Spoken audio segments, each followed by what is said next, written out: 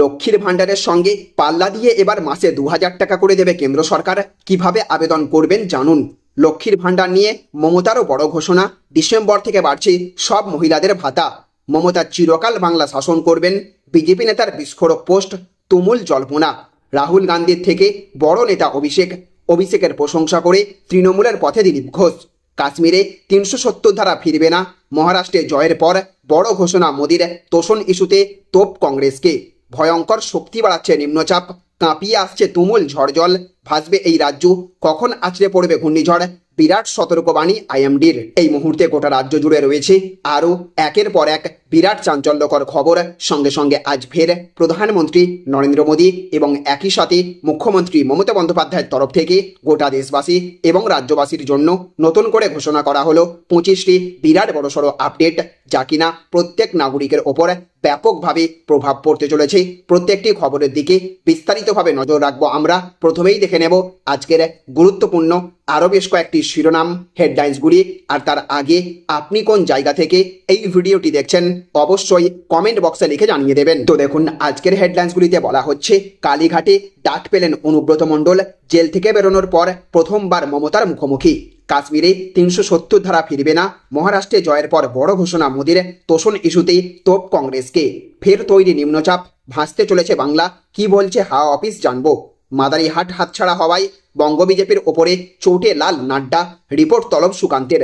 নষ্ট হবে না জায়গা, এবার জলের ওপর সৌরবিদ্যুৎ প্রকল্প চালু হতে চলেছে বীরভূমে। 2026-এ তৃণমূল 260টি আসন পাবে, মন্তব্য ফিরহাদ হাকিমের।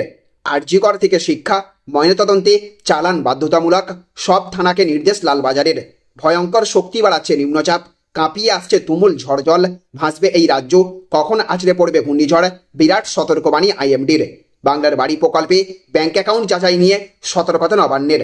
ধাক্কা খেল সরকার, সম্পত্তি বিক্রি করতে পারবে না রাজ্য, বড় নির্দেশ দিয়ে দিল হাইকোর্ট। রাহুল গান্ধীর থেকে বড় নেতা অভিষেকের প্রশংসা করে তৃণমূলের পথে দিলীপ ঘোষ। মন্দারমণির হোটেল ভাঙা নিয়ে চাপানোতরের মধ্যে দীঘায় আসছেন মমতা, তাজপুরেও এবার জমি জট। আরজিকর কাণ্ডের দায় নাকি সংবাদ মাধ্যমের, দাবি ফিরহাদের। দিলেন দল পাশে না থাকার হুঁশিয়ারিও। আরজিকর মামলার শুনানি চললেও আর আনা হবে না আদালতে, ধৃত সিভিকের জন্য এবার নতুন ব্যবস্থা। বুলডোজার চালিয়ে আন্দোলন মিট্টিতে মিলিয়ে দেব, বললেন মালদার মুসলিম তৃণমূল নেতা। মমতা চিরকাল বাংলা শাসন করবেন, বিজেপি নেতার বিস্ফোরক পোস্ট, তুমুল জল্পনা। রাজভবনে নিজেই নিজের মূর্তি উন্মোচন করলেন রাজ্যপাল সিবি আনন্দ বোস। এ তো পুরো জটায়ু কটাক্ষ প্রাত্তর।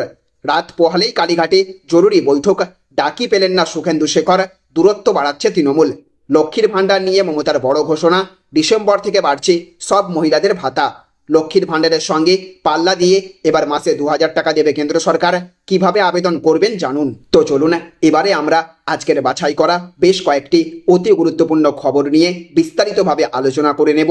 আর তার আগে আপনাদের কাছে করব একটা ছোট্ট রিকোয়েস্ট। আপনি যদি আমাদের চ্যানেলে নতুন হয়ে থাকেন তাহলে আমাদের চ্যানেলে সাবস্ক্রাইব করার সঙ্গে সঙ্গে পাশের বেল আইকনটিকে বাজিয়ে রাখবেন।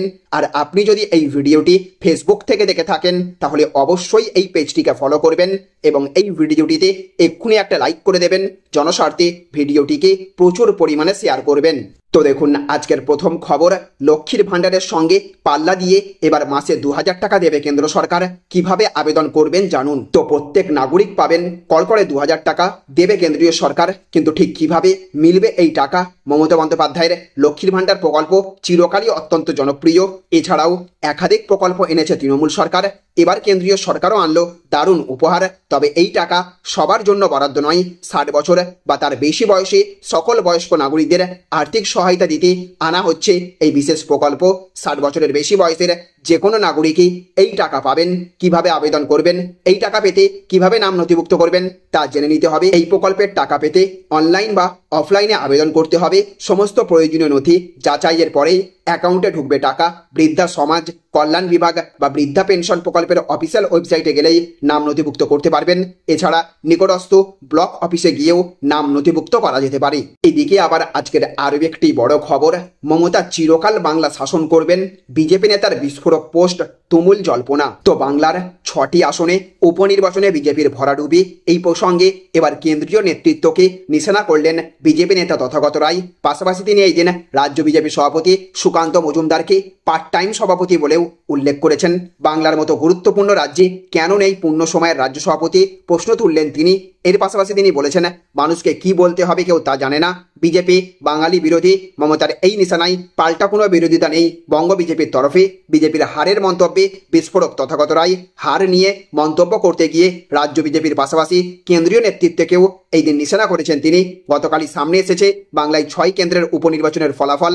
উপনির্বাচনেও বাজিমাত তৃণমূল। 6টি কেন্দ্রের 6টিতেই বিপুল জয় শাসক দলের প্রার্থীদের। দাগ কাটতেই পারলেন না বিরোধী প্রার্থীরা। উত্তরবঙ্গের মাদারিহাটে ইতিহাস রচনা করল তৃণমূল। এই প্রথম আলিপুরদুয়ার জেলার মাদারিহাট বিধানসভা আসনে ফুটল ঘাসফুল। 21-এর নির্বাচনে মাদারিহাট কেন্দ্রটি বিজেপির দখলেই ছিল, তবে উপনির্বাচনে সেটাও হাতছাড়া হলো গেরুয়া শিবিরের।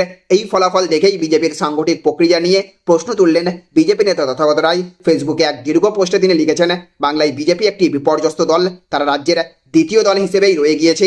এটা অকল্পনীয় যে পশ্চিমবঙ্গের মতো রাজ্যে বিজেপি একজন পার্ট টাইম সভাপতি দল পরিচালনা করছেন। তিনি আবার কেন্দ্রে প্রতিমন্ত্রী হিসেবেও নিজের দায়িত্ব সামলাচ্ছেন। পোস্টে তিনি নরেন্দ্র মোদী, অমিত শাহ এবং জেপি নাড্ডাকে ট্যাগও করেন।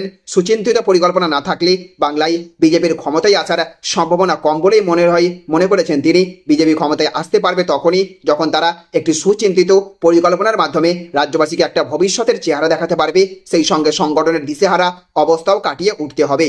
এদিকে আবার আজকের আরও একটি বড় খবর, রাহুল গান্ধীর থেকে বড় নেতা অভিষেকের প্রশংসা করে তৃণমূলের পথে কি দিলীপ ঘোষ? তো শুভেন্দু অধিকারী এবং সুকান্ত মজুমদারের যুগলবন্দিতে বাংলায় ক্ষমতা থেকে সরে যেতে হয়েছে তাকে, অথচ বাংলায় বিজেপিকে আজকের শক্তিশালী জায়গায় নিয়ে আসার পিছনে সব থেকে বড় অবদান সেই দিলীপ ঘোষের।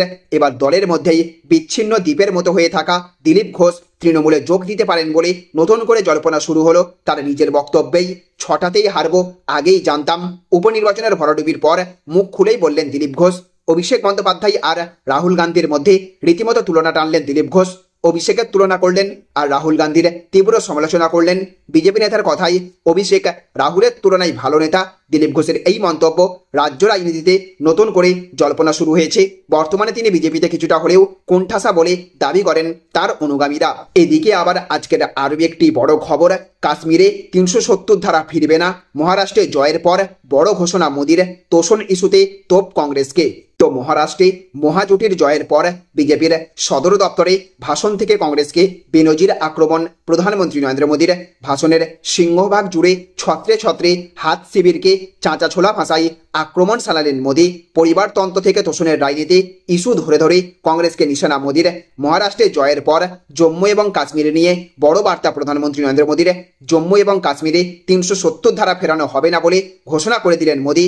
সম্প্রতি জম্মু এবং কাশ্মীরে নির্বাচনে জয়ী হয়েছে ন্যাশনাল কনফারেন্স কংগ্রেস জোট।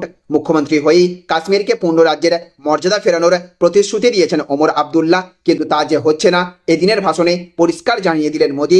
কংগ্রেসকে নিশানা করে এই দিন মোদী বলেছেন, অনেক দল দেশে দুরকম সংবিধান চাই। মহারাষ্ট্রের জয়ের পর আমি স্পষ্ট করে দিতে চাই, দেশে শুধু বাবা সাহেব আম্বেদকরের সংবিধানই থাকবে, কোনো দ্বিতীয় সংবিধান হবে না। জম্মু এবং কাশ্মীরে 370 ধারা ফেরাতে চাইছেন অনেকে, কিন্তু আজ আমি বলে দিচ্ছি, কেউ চাইলেও জম্মু এবং কাশ্মীরে 370 ধারা ফেরাতে পারবেন না। তো দেখুন না আজকের আরও একটি বড় খবর, আরজিকর কাণ্ডের দায় নাকি সংবাদ মাধ্যমের দাবি ফিরহাদের, দিলেন দল পাশে না থাকার হুঁশিয়ারিও। তো আরজিকর কাণ্ডে রাজ্য সরকারের কোনো সম্পর্ক ছিল না। সংবাদ মাধ্যমের কোর্টে বল ঠেলে সরকারের পাশেই দাঁড়ালেন কলকাতার মেয়র ফিরহাদ হাকিম। তিনি পরিষ্কার জানিয়েছেন, আমরাও চাই দোষীদের ফাঁসি হোক। কিছু সংবাদপত্রের চাপিয়ে দেওয়া খবরকে যারা সমর্থন করেছেন, দল কখনোই তাদের সঙ্গে থাকবে না। আরজি করে পড়ুয়া ডাক্তারকে ধর্ষণ করে খুনের ঘটনায় উত্তাল রাজ্য। বিচারের দাবিতে দাঁতে দাঁত চেপে লড়াই চালিয়ে যাচ্ছেন জুনিয়র ডাক্তাররা। সমাজের সমস্ত স্তরের মানুষই বিচারের দাবিতে পথে নেমেছেন।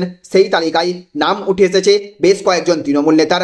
বিকেলে তৃণমূলের জাতীয় ওয়ার্কিং কমিটির বৈঠক রয়েছে। সেই বৈঠকে যোগ দেওয়ার জন্য দলের তরফে আমন্ত্রণ জানানো হয়নি বিক্ষুব্ধ সাংসদ সুখেন্দু শেখর রায়কে। তবে কি আরজিকর কাণ্ডের পর থেকেই দলের সঙ্গে দূরত্ব বাড়ছে তৃণমূল নেতার? সেই প্রসঙ্গে একদিন ফিরহাদ বলেছেন, দলে থাকতে গেলে শৃঙ্খলা মেনে চলতে হবে। যারা তা করেননি, শুধুমাত্র কিছু সংবাদপত্রের খবরে বিশ্বাস করে দল বিরোধী মন্তব্য করেছেন, তাদের পাশে থাকা হবে না।